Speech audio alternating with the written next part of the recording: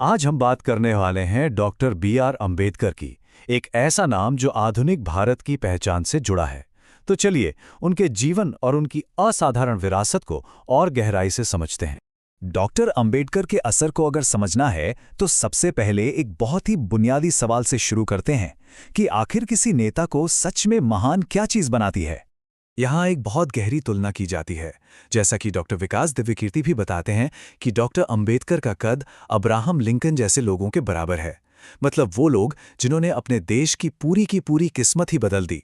लेकिन ये जो महानता थी, ये यूं ही नहीं मिली। ये अन्याय की आग में तप कर बनी थी, और इसकी शुरुआत तो उनके स्कूल के पहले ही दिन से हो गई थी।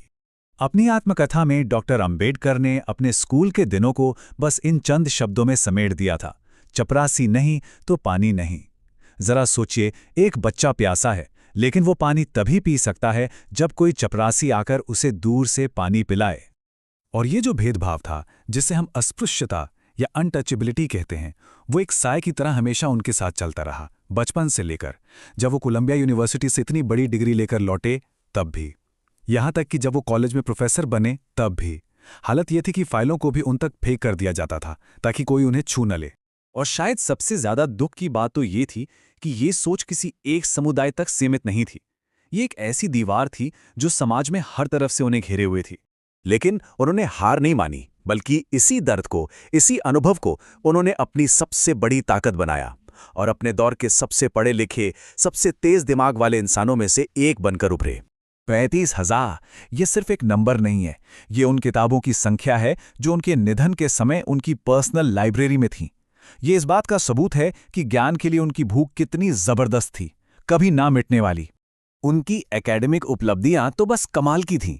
कई पीएचडीज, अमेरिका की मशहूर कोलंबिया यूनिवर्सिटी से मास्टर डिग्री, फिर लंदन स्कूल ऑफ इकोनॉमिक्स से भी मास्टर और डॉक्टरेट की डिग्री।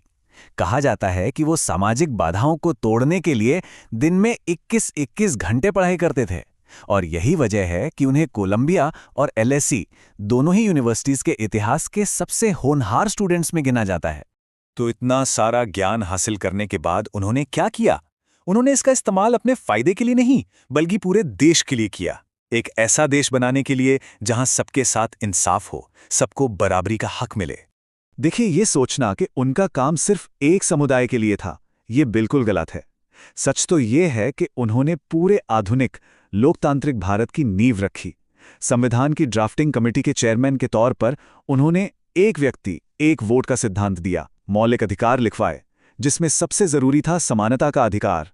और हां, आर्टिकल 17 जो अस्पृश्यता को हमेशा के लिए खत्म करता है, ये उन्हीं की देन है। और सिर्फ इतना ही नहीं, उन्होंने भारत की सभी महिलाओं के अधिकारों के लिए भी जबरदस्त लड़ाई लड़ी। उन्होंने ही हिंदू कोड बिल का ड्राफ्ट तैयार किया था, जिससे महिलाओं को तलाक, विरासत और प्रॉपर्टी में अधिकार मिलने वाले थे। और जब ये बिल पास नहीं हो पाया, तो सोचिए, उन्होंने इसके विरोध में अपने कानून मंत्री के पद से इस्तीफा तक दे दिया। उनका योगदान भारत के हर मजदूर के अधिकारों और सम्मान के लिए भी बहुत बड़ा था। जब वो वाइसरॉय के लेबर मेंबर थे, तब उन्होंने ही काम के घंटे 12 से घटाकर 8 करवाए। समान काम के लिए समान वेतन का सिद्धांत लाए। मिनिमम वेज, प्रोविडेंट फंड, छुट्टियों के फायदे, ये सब सुधार उन्हीं की वजह से हुए। तो इस पूरी असाधारण जिंदगी से हमें क्या सीखना चाहिए? सबसे बड़ा सबक क्या है? इसका जवाब भी डॉक्टर अंबेडकर खुद ही देकर गए हैं। शिक्षा शेरनी का दूध है, जो जितना पिएगा उतना ही दहाड़ेगा। क्या कमाल की बात है। उनका मानना था कि एजुकेशन ही वो सबसे बड़ी ताकत है जो आपको आज़ादी दिला सकती है, जो किसी को भी अपनी आवाज़ वापस दिला सकती है। तो उनका दिखाया रास्ता क्या है? बहुत सीधा और साफ है। पहला कदम, ज्ञान हासिल करो। वो कहते थे कि पैर में जूते हों या ना हों, हाथ में किताब जरूर होनी चाहिए। दूसरा, अपनी पहचान को अपनाओ। कभी इस बात पर शर्म मत करो कि आप कहाँ से आते हो, बल्कि उसे अपनी ताकत बनाओ। और तीसरा, समुदाय को ऊपर उठाओ। मतलब आपकी कामयाबी सिर्फ आपकी नहीं है, उसका मकसद अपने पूरे समाज के लिए एक सहारा और एक प्रेरणा बनना है। डॉक्टर अंबेडकर की जिंदगी ये साबित करती है कि कैसे एक इंसान की ज्ञान पाने की जिद पूरे देश को बदल सकती है। और ये हमारे लिए एक बड़ा सवाल छोड़ जाती है कि अगर ज्ञान ही आज़ादी की चाबी है, तो हम ये कैसे पक्का करें कि ये चाबी हर किसी के हाथ तक पहुंचे? नमस्कार। चलिए आज बात करते हैं एक ऐसे इंसान की जिसे समाज ने अपनी व्यवस्था में सबसे नीचे रखा, लेकिन उसी इंसान ने उस देश की सबसे ऊंची और सबसे पवित्र किताब लिख दी, भारत का संविधान। जी हां, हम बात कर रहे हैं डॉक्टर भीमराव रामजी अंबेडकर की। उनकी कहानी संघर्ष, ज्ञान और एक जबरदस्त इच्छा शक्ति की मिसाल है। सोचिए, कितनी बड़ी बात है ये। और ये शब्द डॉक्टर अंबेडकर की जिंदगी को एकदम सटीक तरीके से बयान करते हैं। एक ऐसा शख्स जिसने सिर्फ अपनी नहीं बल्कि एक पूरे देश की किस्मत को एक नई शक्ल दी। लेकिन एक देश का निर्माता बनने का ये सफर किसी महल से शुरू नहीं हुआ था। नहीं, इसकी शुरुआत तो समाज के उस अंधेरे कोने में हुई थी जहां उम्मीद की कोई किरण भी मुश्किल से पहुंचती थी। जरा इस फर्क को देखिए। एक तरफ उनका जन्म, जहां उन्हें अछूत कहकर हर अधिकार से दूर रखा गया, और दूसरी तरफ उनकी उपलब्धियां, संविधान के जनक, भारत के पहले कानून मंत्री और भारत रत्न। तो सवाल ये उठता है कि ये नामुमकिन सा लगने वाला सफर आखिर तय कैसे हुआ? इसका जवाब छिपा है उनके बचपन में, उन दर्दनाक तजुर्बों में जिन्होंने उनके अंदर एक ऐसी आग जला दी जो फिर कभी नहीं बुझी। कल्पना कीजिए, एक छोटा सा बच्चा स्कूल जाता है सीखने के लिए, लेकिन उसे क्लास के अंदर बैठने तक की इजाजत नहीं है। उसे अपने घर से एक बोरी लानी पड़ती थी जिस पर वो क्लास के बाहर बैठकर पढ़ाई करता था। ये रोज का अपमान था। और बात सिर्फ पढ़ाई तक ही नहीं रुकी। एक घटना है जब स्कूल में उन्हें पानी पीने से रोक दिया गया था। अगर स्कूल का चपरासी नहीं आता तो उन्हें और दूसरे दलित बच्चों को दिन भर प्यासा ही रहना पड़ता था। ये कितनी बड़ी अमानवीयता थी। इस गहरे दर्द के बीच उनके पिता ने उन्हें नफरत का रास्ता नहीं दिखाया, बल्कि एक मकसद दिया। इन शब्दों ने उनके दुख को जिंदगी भर के मिशन में बदल दिया कि इस सिस्टम को, इस व्यवस्था को अंदर से बदलना है। और इस व्यवस्था को बदलने के लिए चाहिए थे औजार, और डॉक्टर अंबेडकर के लिए वो औजार थे ज्ञान और शिक्षा। और इसी ज्ञान ने उन्हें भारत की सीमाओं से भी बहुत दूर एक शानदार सफर पर भेज दिया। और ये सफर देखिए कितना जबरदस्त था। कुछ ही सालों में वो बॉम्बे के एक स्कूल से, जहां उन्हें बाहर बिठाया जाता था, दुनिया की टॉप यूनिवर्सिटीज तक पहुंच गए। कोलंबिया और लंदन स्कूल ऑफ इकोनॉमिक्स। ये उनकी असाधारण प्रतिभा का सबूत था। वैसे तो इसका कोई पक्का रिकॉर्ड नहीं है, पर यह बात बहुत मशहूर है कि उनके पास 32 डिग्रियां थीं। अब ये संख्या सही हो या ना हो, ये उनकी पहचान को जरूर दिखाती है। एक ऐसी जीनियस स्कॉलर जिनकी ज्ञान की भूख कभी खत्म नहीं हुई। दुनिया की बेहतरीन तालीम लेकर जब वो भारत लौटे तो उन्हें लगा कि अब सब कुछ बदल गया होगा, पर यहां उनका सामना एक कड़वी सच्चाई से हुआ।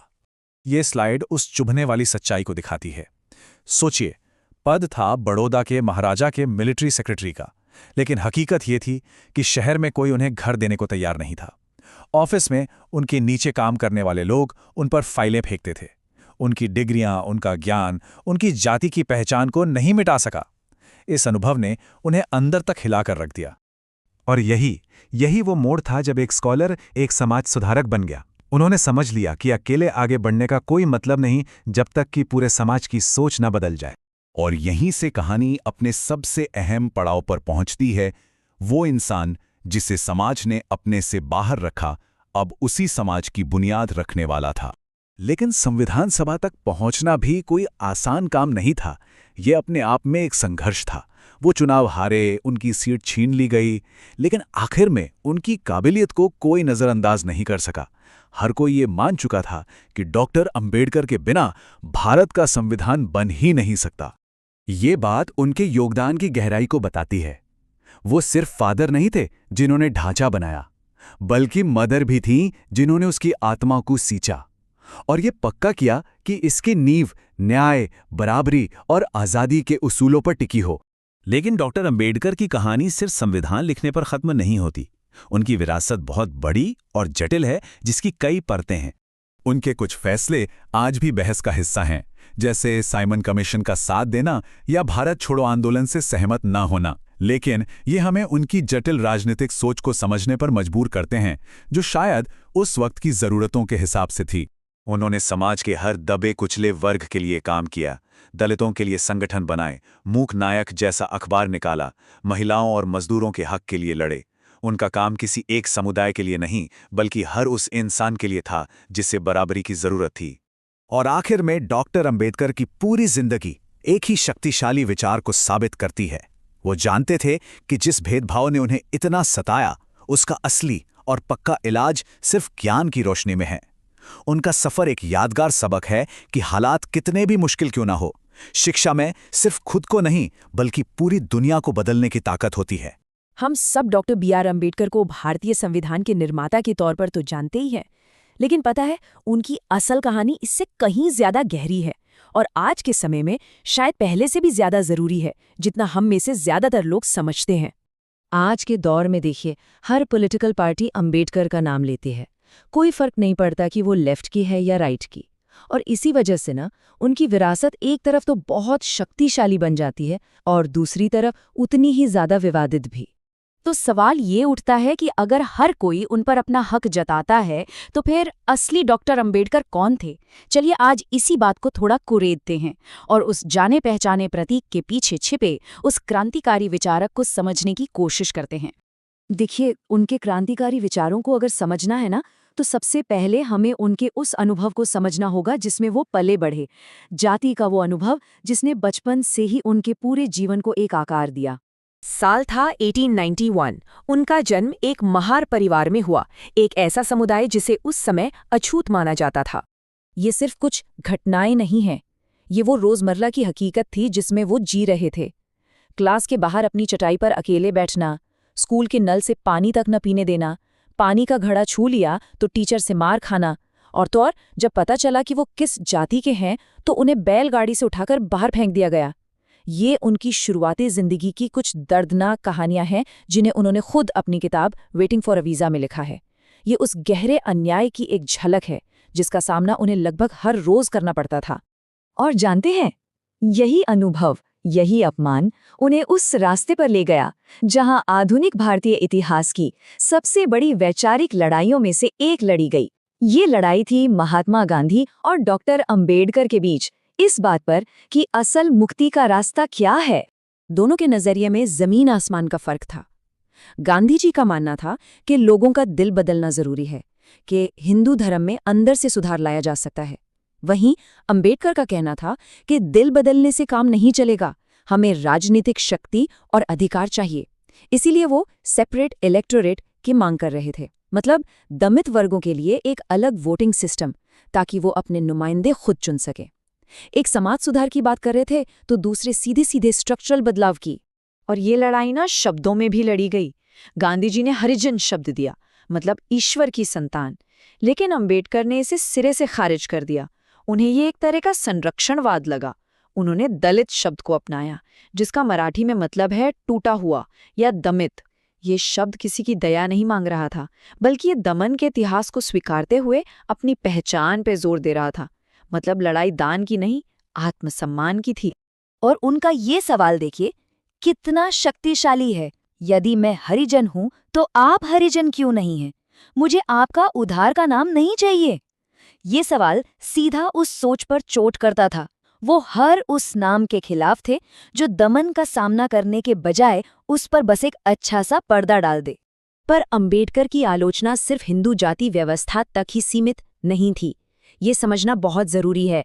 असल में वो सत्ता और असमानता के हर ढांचे पर सवाल उठा रहे थे। जरा ये सुनिए, मैं किसी भी समुदाय की प्रगति का मापक उस समाज की स्त्री की स्थिति को मानता हूँ। ये बात दिखाती है कि लैंगिक समानता पर उनका नजरिया कितना क्रांतिकारी और वक्त से कितना आगे था। वो उस दौर में महिलाओं के अधिकारों की वकालत कर रहे थे जब ऐसा करना बहुत बहुत असाधारण बात थी। और उनकी सोच का दायरा देखिए, और भी बड़ा था। उन्होंने धार्मिक राष्ट्रवाद की भी आलोचना की। उनका तर्क था कि ये हिंदू बनाम मुस्लिम की बहस सामाजिक न्याय के असली मुद्दे को ढक देती है। गांवों को वो आदर्श नहीं बल्कि जड़ता के केंद्र के रूप में देखते थे, जो जाति को जिंदा रखते हैं। उनका मानना था कि एक राष्ट्र को धार्मिक या सांस्कृतिक पहचान पर नहीं बल्कि संवैधानिक नैतिकता पर बनाया जाना चाहिए, मतलब स्वतंत्रता, समानता और बंधुत्व के सिद्धांतों पर। और फिर आता है उनकी जिंदगी का अंतिम और शायद सबसे बड़ा विद्रोह, उनका बौद्ध धर्म अपनाना। ये सिर्फ एक धर्म बदलने जैसा फैसला नहीं था, नहीं, ये उनके जीवन भर के संघर्ष का एक राजनीतिक और दार्शनिक नतीजा था। जब उन्हें लगा कि हिंदू धर्म में सुधार की कोई गुंजाइश नहीं है, तो उन्होंने अपने समुदाय के लिए एक नई नैतिक नींव की खोज की। ये एक बहुत सोचा समझा कदम था, अपने लोगों को एक नई पहचान देने का, एक ऐसी पहचान जो अस्पृश्यता के कलंक से पूरी तरह आज़ाद हो और जिसकी जड़ें बौद्धिकता और नैतिकता में हों। और ये कोई मामूली धर्मांतरण नहीं था। उस वक्त उन्होंने 22 प्रतिज्ञाएं ली जो इस कदम को और भी रैडिकल बना देती हैं। जैसे कि मैं ब्रह्मा, विष्णु और महेश में कोई विश्वास नहीं रखूंगा, मैं राम और कृष्ण को ईश्वर का अवतार नहीं मानूंगा, मैं हिंदू धर्म का त्याग करूंगा जो मानवता के लिए हानिकारक है, और मैं मनुष्य की समानता में विश्वास करूंगा। ये प्रतिज्ञाएं साफ दिखाती हैं कि ये कितना संरचित और वैचारिक कदम था। ये हिंदू धार्मिक ढांचे को पूरी तरह से और साफ तौर पे नकारना था। तो चलिए अब वापस आज के दौर में लौटते हैं और ये समझने की कोशिश करते हैं कि एक ऐसा इंसान जिसने हमेशा नायक पूजा का विरोध किया, वो खुद आज इतना शक्तिशाली और विवादित प्रतीक कैसे बन गया है। आज की राजनीति में देखिए, लगभग हर पार्टी अंबेडकर का नाम लेना जरूरी समझती है। दक्षिणपंथी दल शायद पॉलिटिकल करेक्टनेस के लिए उनका नाम लेते हैं, मध्यमार्गी दल सामाजिक न्याय का संकेत देने के लिए, और दलित बहुजन दलों के लिए तो वो वैचारिक नींव की तरह है। मतलब नाम एक, लेकिन उसे इस्तेमाल करने की वजहें बहुत अलग अलग और कई बार तो एक दूसरे से एकदम उलट। और यहीं पर एक बहुत बड़ा सवाल खड़ा होता है, भारत भर में जो अंबेडकर की हजारों मूर्तियां लगी हैं, वो क्या है? क्या ये वही नायक पूजा है जिसके खिलाफ खुद अंबेडकर ने चेतावनी दी थी, या फिर ये उन समुदायों के लिए अपनी पहचान और अपने सम्मान का एक दावा है जिन्हें सदियों तक समाज में कोई सार्वजनिक जगह ही नहीं दी गई? और शायद इसका जवाब इस बात में छिपा है, ये उनका चेहरा नहीं है, ये उनके विचार हैं, वो संवेदना है जो हर उस व्यक्ति को छूती है जिसे अपनी अस्मिता पर खतरा महसूस होता है। अंत में शायद अंबेडकर की असली विरासत पत्थर की इन मूर्तियों में नहीं, बल्कि उनके विचारों की उस ताकत में है जो आज भी जिंदा है। वो विचार जो आज भी हर उस इंसान को उम्मीद और एकजुटता देते हैं जिससे अपने अस्तित्व और अपनी पहचान पर खतरा महसूस होता है। डॉक्टर भीमराव रामजी अंबेडकर की कहानी ये सिर्फ एक जीवनी नहीं है, ये एक ऐसी जबरदस्त गाथा है जो बताती है कि कैसे ज्ञान हर तरह के उत्पीड़न पर जीत हासिल कर सकता है। तो ये सफर एक बहुत बड़ा सवाल खड़ा करता है। सोचिए, एक लड़का जिसे एक कुएं से पानी तक पीने की इजाजत नहीं थी, आखिर वो पूरे देश के कानून लिखने वाला कैसे बन गया? तो इस अविश्वसनीय सफर को समझने के लिए हमें बिल्कुल शुरुआत में जाना होगा, उनके बचपन में जो अपमान से भरा हुआ था। अंदर से ज्ञान की तो बहुत प्यास थी, लेकिन उन्हें बैठने को कहा गया क्लास के बाहर। और वजह? उनका गुनाह सिर्फ इतना था कि वो एक महार जाति में पैदा हुए थे जिसे उस वक्त दलित समझा जाता था। आप भेदभाव की गहराई का अंदाजा लगाइए। एक बार टीचर ने उन्हें ब्लैक बोर्ड पर एक सवाल हल करने के लिए बुलाया, तो पता है क्या हुआ? क्लास के बाकी बच्चे चिल्लाने लगे, सबने अपने अपने टिफिन बॉक्स छिपा लिए। उन्हें डर था कि कहीं अंबेडकर की परछाई भी उनके खाने को खराब न कर दे। और ये सिर्फ सामाजिक अपमान नहीं था, मामला इससे भी कहीं ज्यादा गंभीर था। एक बार तो सिर्फ इसलिए कि उन्होंने एक पब्लिक नल से पानी पी लिया था, जो कि एक बिल्कुल बुनियादी जरूरत है, उन्हें बुरी तरह पीटा गया। ये थी उनके बचपन की कड़वी हकीकत। मतलब उस समय की क्रूर सच्चाई ये थी कि उनका छूना, उनकी परछाई, यहाँ तक कि उनकी आवाज को भी लोग अशुद्ध मानते थे। सोचिए, इसी घुटन भरे माहौल से उन्हें अपना रास्ता बनाना था। तो सवाल उठता है, इस जुल्म का उन्होंने जवाब कैसे दिया? बहुत सिंपल, उन्होंने ज्ञान को, पढ़ाई को अपना सबसे बड़ा हथियार बनाया। और इसमें उनकी मदद की बड़ौदा के महाराजा सयाजीराव गायकवाड़ ने। उनकी स्कॉलरशिप से अंबेडकर के लिए दुनिया के दरवाजे खुल गए। मुंबई से बीए किया, फिर सीधे पहुंचे न्यूयॉर्क की कोलंबिया यूनिवर्सिटी, जहां से एमए और पीएचडी की। पर बात यही खत्म नहीं हुई। उनकी ज्ञान की भूख इतनी थी कि इसके बाद वो लंदन स्कूल ऑफ इकोनॉमिक्स गए और वहां से भी 2 डॉक्टरेट की डिग्रियां हासिल की। अब जरा इस विरोधाभास को देखें।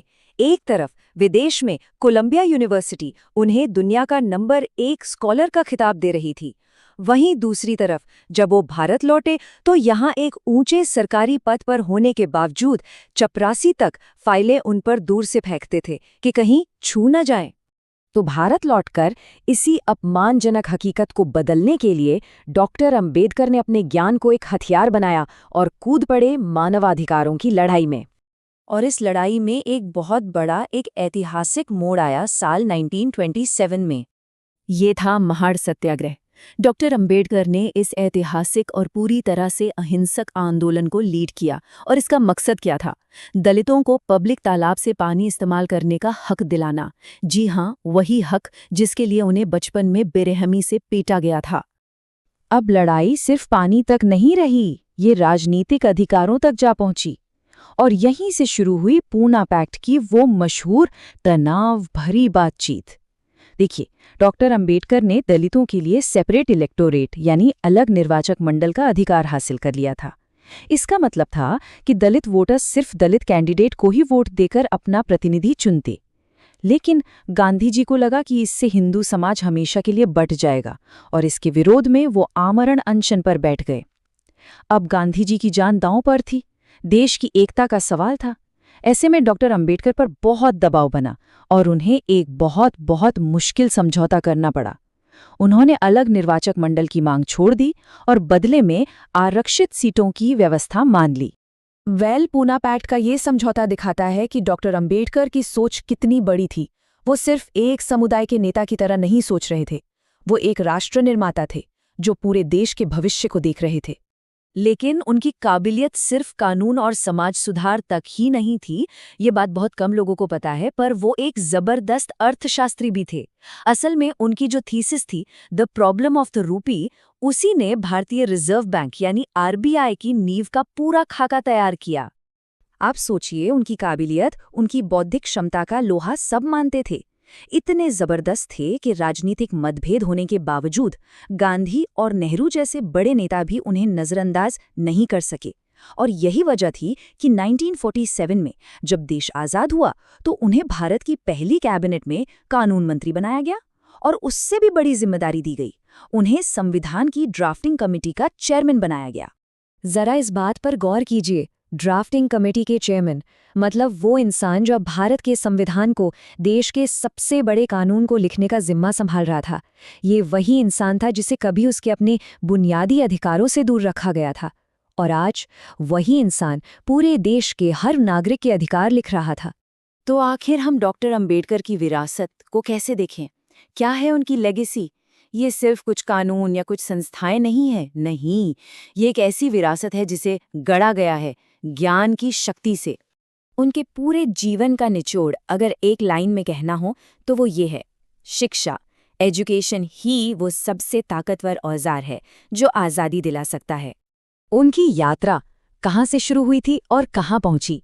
एक ऐसा लड़का जिसकी आवाज़ तक को अशुद्ध माना जाता था, और वो बन गया वो इंसान जिसने करोड़ों बेआवाज लोगों को अपनी आवाज़ दी। और आखिर में उनके इस असाधारण योगदान को पूरी दुनिया ने पहचाना। देखिए, जिस कोलंबिया यूनिवर्सिटी ने उन्हें दशकों पहले ही दुनिया का नंबर 1 स्कॉलर कह दिया था, उसी सम्मान पर मोहर लगाई भारत ने जब उन्हें मरणोपरांत देश के सबसे बड़े नागरिक सम्मान भारत रत्न से नवाजा गया। तो डॉक्टर अंबेडकर का जीवन आज भी एक बहुत बड़ा सवाल हमारे सामने छोड़ जाता है। अगर शिक्षा, अगर ज्ञान एक इंसान को इतनी मुश्किल परिस्थितियों से उठाकर एक राष्ट्र का निर्माता बना सकता है, तो ये सोचने पर मजबूर करता है ना कि आज के दौर में बदलाव लाने का सबसे शक्तिशाली औजार आखिर है क्या? जब भी डॉक्टर बाबा साहब अंबेडकर का नाम आता है तो अक्सर हमारे दिमाग में क्या आता है? दलितों के नेता, है ना? लेकिन ये तस्वीर, ये तो पूरी कहानी का बस एक छोटा सा हिस्सा है, और सिर्फ उन्हें इस एक दायरे में बांध देना उनके उस विशाल काम के साथ मतलब सरासर नाइंसाफी है। एक ऐसा काम जिसने हम में से हर भारतीय की जिंदगी पर असर डाला है। तो सवाल यही उठता है कि क्या डॉक्टर अंबेडकर सिर्फ एक दलित नेता थे?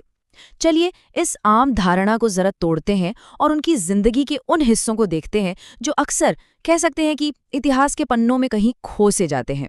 तो उनकी कहानी सिर्फ एक दलित नेता होने से कहीं कहीं ज्यादा बड़ी है, और इसकी शुरुआत होती है ज्ञान की शक्ति से, जो उनके लिए किसी तपस्या से कम नहीं थी।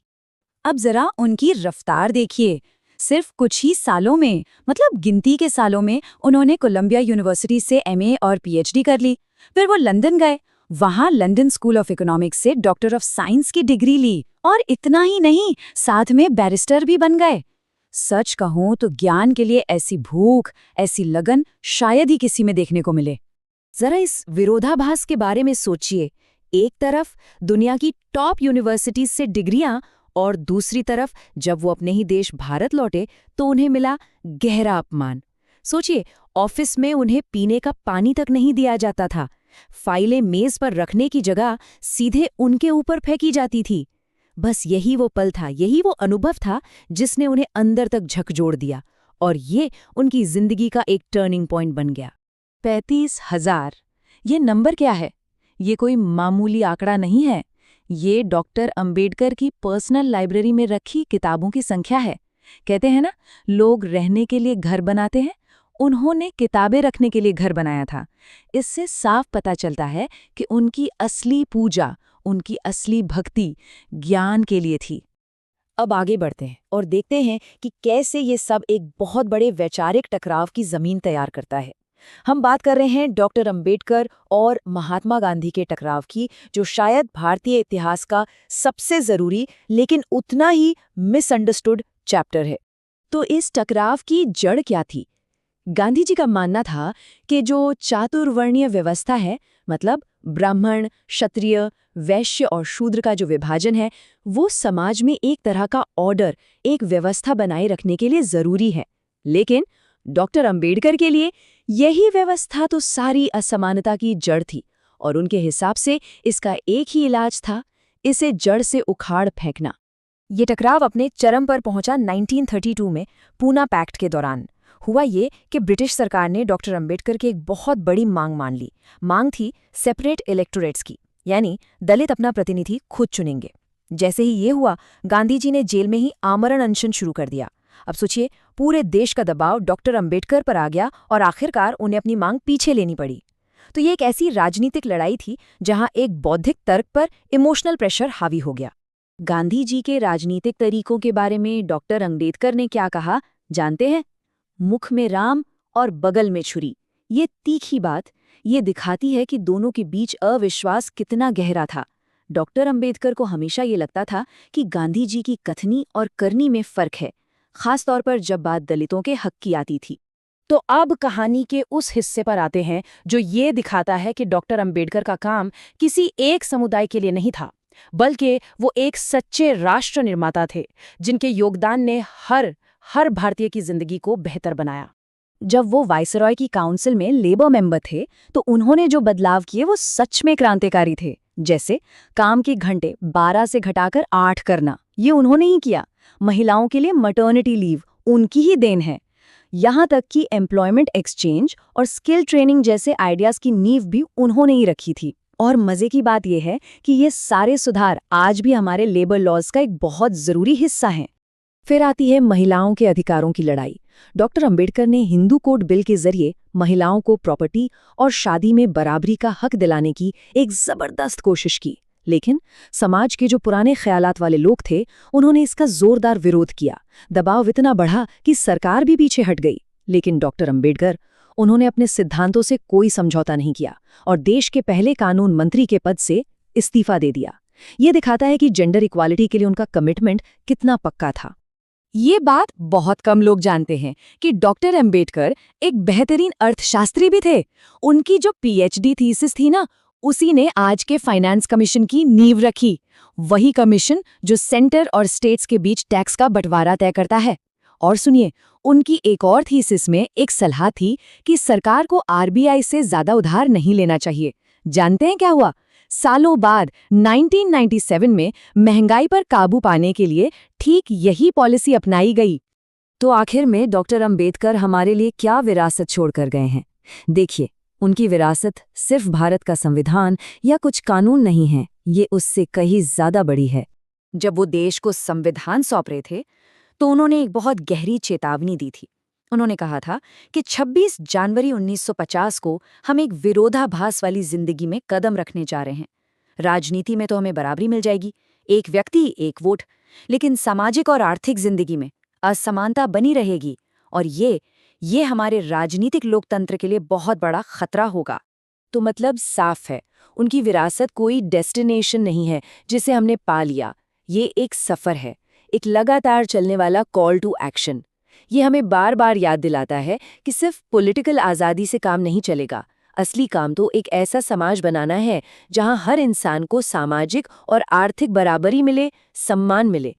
और यहीं पर आकर हम एक आखिरी सवाल पर रुक जाते हैं। डॉक्टर अंबेडकर ने जो सामाजिक लोकतंत्र का सपना देखा था, उनकी उस चेतावनी के 70 साल से भी ज्यादा गुजर चुके हैं।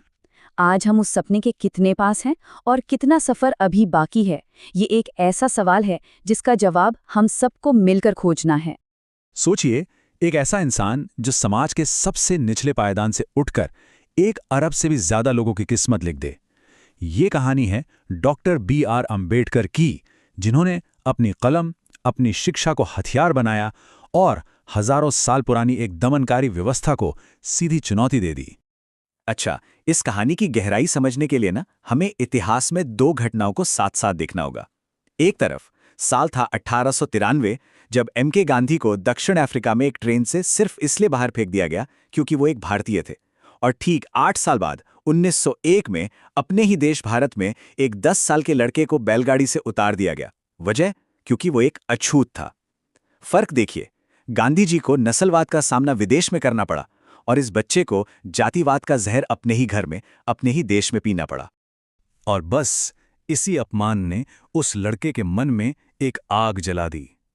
यहीं से उनके जीवन का वो सफ़र शुरू हुआ जहां उन्होंने ठान लिया कि ज्ञान यानी एजुकेशन ही उनका सबसे बड़ा हथियार बनेगा।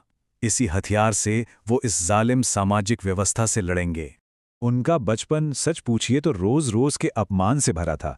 स्कूल जाते थे तो संस्कृत पढ़ने की इजाज़त नहीं थी। क्यों? क्योंकि समाज ने उन्हें अछूत का ठप्पा दे दिया था। प्यास लगती तो उस नल या घड़े से पानी नहीं पी सकते थे जहां से दूसरे बच्चे पीते थे। हद तो ये थी कि क्लास में भी उन्हें सबसे अलग एक कोने में बैठना पड़ता था। इस सब से तंग आकर एक बार तो उन्होंने घर से भागने का भी सोचा। अपनी बुआ के पर्स से पैसे भी चुराए बंबई जाने के लिए। लेकिन पता है क्या हुआ? पर्स में निकला सिर्फ आधा आना। उस दिन उन्हें एक बात साफ समझ में आ गई कि भागना कोई हल नहीं है। अगर इस दलदल से बाहर निकलना है तो उसका सिर्फ एक ही रास्ता है, पढ़ाई और सिर्फ पढ़ाई। और फिर उन्होंने वो कर दिखाया जो किसी ने सोचा भी नहीं था। वो अपने पूरे समुदाय में मैट्रिक की परीक्षा पास करने वाले पहले स्टूडेंट बने। सोचिए कितना बड़ा, कितना गर्व का पल रहा होगा वो। और इसी खुशी के मौके पर उनके एक टीचर ने उन्हें एक किताब गिफ्ट की, गौतम बुद्ध के जीवन पर। और यहीं पहली बार उनका परिचय बौद्ध धर्म से हुआ। इसके बाद तो उन्होंने पीछे मुड़कर नहीं देखा। उनका जो एकेडमिक सफर रहा है ना, वो सच में कमाल का है। पहले बॉम्बे यूनिवर्सिटी, फिर अमेरिका की कोलंबिया यूनिवर्सिटी, फिर लंदन स्कूल ऑफ इकोनॉमिक्स। दुनिया की टॉप यूनिवर्सिटीज से उन्होंने डिग्रियां हासिल की। और जानते हैं क्या? विदेश जाकर ही उन्हें पहली बार यह एहसास हुआ कि एक ऐसी दुनिया भी है जहां आपकी पहचान आपकी जाति नहीं, आपका ज्ञान और आपका काम होता है। तो अब ये डिग्रियां, ये ज्ञान, ये सब लेकर जब डॉक्टर अंबेडकर भारत वापस लौटे तो अब वो पहले वाले अंबेडकर नहीं थे। अब वो तैयार थे सीधी लड़ाई के लिए, उस व्यवस्था से लड़ने के लिए जिसकी जड़ें हजारों साल गहरी थीं। और उन्होंने लड़ाई शुरू की कुछ ऐसे सिंबॉलिक तरीकों से जिसने पूरे देश को हिलाकर रख दिया। सोचिए, 1927 में वो हजारों लोगों को लेकर महाड़ के उस तालाब पर पहुंच गए जहां दलितों को पानी पीने की मनाही थी, और उन्होंने पानी पिया। उसी साल उन्होंने सार्वजनिक तौर पर मनुस्मृति को जलाया, जो जाति व्यवस्था का आधार मानी जाती थी। फिर कालाराम मंदिर में एंट्री के लिए सत्याग्रह किया। ये सब सिर्फ प्रोटेस्ट्स नहीं थे, ये इंसान के आत्मसम्मान और बराबरी के हक की लड़ाइयां थी। अब कहानी में एक बहुत ही अहम मोड़ आता है, एक ऐसा टकराव जो 20वीं सदी के 2 सबसे बड़े भारतीय विचारकों के बीच हुआ। एक तरफ थे डॉक्टर अंबेडकर और दूसरी तरफ महात्मा गांधी। तो जब ये दोनों पहली बार मिले तो गांधी जी ने कहा कि भाई, मैं तो अछूतों के कल्याण के बारे में तब से सोच रहा हूं जब तुम पैदा भी नहीं हुए थे। मतलब वो खुद को दलितों का सबसे बड़ा हिमायती बता रहे थे। लेकिन अंबेडकर का जवाब वो सुनने वाला था। उन्होंने पलटकर कहा, अगर आप सच में उनके इतने बड़े हितैषी होते तो कांग्रेस पार्टी में शामिल होने के लिए ये शर्त रखते कि सदस्य को छुआछूत छोड़नी होगी, ना कि सिर्फ ये कि उसे खादी पहननी होगी। क्या जबरदस्त और तर्कपूर्ण जवाब था।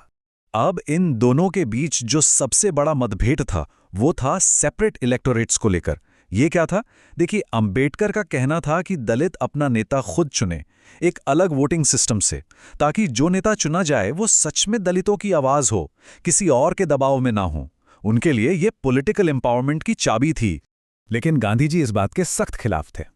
और जब ब्रिटिश सरकार ने अंबेडकर की ये मांग मान ली तो गांधी जी ने यरवदा जेल में आमरण अनशन मतलब फास्ट अनटू डेथ शुरू कर दिया। अब सोचिए अंबेडकर पर कितना दबाव होगा, पूरे देश का प्रेशर। आखिरकार उन्हें झुकना पड़ा, पूना पैक्ट साइन हुआ। इसमें दलितों को सेपरेट इलेक्टोरेट्स का अधिकार तो छोड़ना पड़ा, लेकिन बदले में उन्हें ज्यादा आरक्षित सीटें मिली। ये एक ऐसा समझौता था जिसे अंबेडकर ने बहुत भारी मन से माना था। अच्छा, ज्यादातर लोग डॉक्टर अंबेडकर को संविधान के निर्माता के तौर पर ही जानते हैं ना, लेकिन सच तो यह है कि उनका योगदान इससे कहीं कहीं ज्यादा बड़ा है। चलिए आज उनकी उस छिपी हुई विरासत पर एक नजर डालते हैं कि कैसे उन्होंने मॉडर्न इंडिया की नींव रखी। क्या आप जानते हैं कि हमारे देश का जो रिजर्व बैंक है आरबीआई, उसका जो पूरा कॉन्सेप्ट है वो अंबेडकर की किताब the problem of the rupee से लिया गया था। और यही नहीं, भारत की national water policy, Damodar valley जैसे बड़े बड़े प्रोजेक्ट्स, नदियों को जोड़ने का आइडिया, ये सब उनकी दूरदृष्टि की देन है। और महिलाओं को प्रॉपर्टी और तलाक का अधिकार दिलाने वाले हिंदू कोड बिल के पीछे भी वही सबसे बड़ी ताकत थे। और एक और चीज, आज जो हम सब 8 घंटे की नौकरी करते हैं ना, इसका श्रेय भी उन्हें ही जाता है। लेबर मिनिस्टर रहते हुए उन्होंने ही मजदूरों के काम के घंटे 12 से घटाकर 8 करवाए थे। सोचिए कितना बड़ा और क्रांतिकारी कदम था ये। और फिर जाहिर है उनका वो काम जिसे हम सब जानते हैं। ड्राफ्टिंग कमेटी के चेयरमैन के तौर पर उन्होंने 2 साल 11 महीने और 17 दिन लगाकर दुनिया का सबसे लंबा लिखित संविधान तैयार किया। एक ऐसा किताब, एक ऐसा दस्तावेज जो भारत के हर नागरिक को आज़ादी, बराबरी और इंसाफ की गारंटी देता है।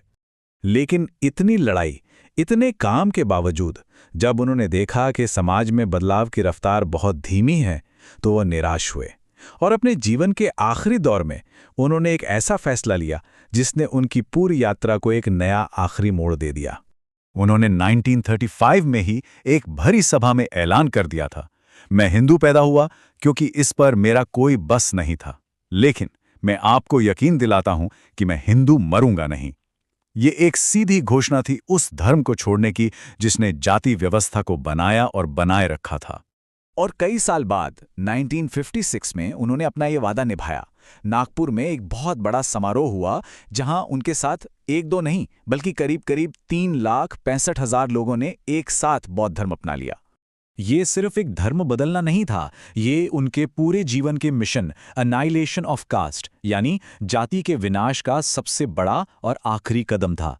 ये एक नई पहचान की तलाश थी, एक ऐसी पहचान जहां कोई ऊंचा नहीं, कोई नीचा नहीं, सब बराबर हो। और देखिए जिंदगी का चक्र कैसे पूरा होता है। उनके निधन से ठीक 3 दिन पहले उन्होंने अपनी आखिरी किताब पूरी की, द बुद्धा एंड हिज धम्म। याद है वो किताब जो उन्हें बचपन में टीचर ने दी थी? उनकी यात्रा बुद्ध से ही शुरू हुई थी और बुद्ध पर ही आकर खत्म हुई। डॉक्टर अंबेडकर ने हमें एक आधुनिक भारत के लिए एक रूल बुक दी, हमारा संविधान। एक ऐसा देश जहां कानून सबसे ऊपर हो और हर कोई बराबर हो। वो नियम तो लिख गए, लेकिन 75 साल से ज्यादा बीत जाने के बाद सवाल आज भी वही है, क्या हम एक देश के तौर पर उन नियमों पर, उनके सपनों पर सच में खरा उतर रहे हैं? नमस्कार। चलिए आज बात करते हैं आधुनिक भारत के एक ऐसे निर्माता की जिन्हें हम डॉक्टर BR अम्बेडकर के नाम से जानते हैं। ये कहानी सिर्फ एक नेता की नहीं है, बल्कि ये हिम्मत और राष्ट्र निर्माण की एक ऐसी दास्तान है जिसके कई जरूरी पहलू अक्सर हमारी नजरों से ओझल हो जाते हैं।